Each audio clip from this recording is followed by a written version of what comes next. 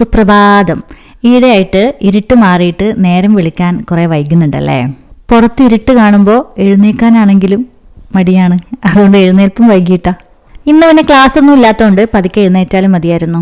പുറത്തെ കാഴ്ചകളൊക്കെ കണ്ട് മുറ്റത്ത് നിന്ന് പല്ലേക്കാൻ എന്തോ ഒരു പ്രത്യേക അനുഭൂതിയല്ലേ. ശേഷം അസിസ്റ്റൻറ്റിനെയും കൂട്ടി നനക്കാൻ ഇറങ്ങിയതാട്ടോ. എൻ്റെ അസിസ്റ്റൻറ്റ് ഭയങ്കര അധ്വാനിയാട്ടോ. ഇപ്പോൾ ഇത് ഈ ബോഗൻവില്ലയുടെ സീസണാണല്ലേ.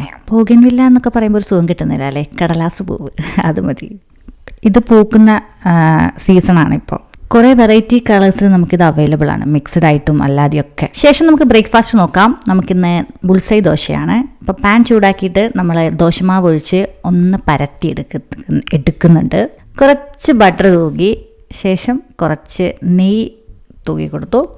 പിന്നെ നമ്മുടെ സവാള, കുറച്ച് മുളക് പൊടി, കുറച്ച് ഉപ്പ് ഒക്കെ കൂടെ ഇട്ട് ജസ്റ്റ് ഒന്ന് മിക്സ് ചെയ്യാം. പിന്നെ മുട്ട പൊട്ടിച്ചൊഴിക്കുക.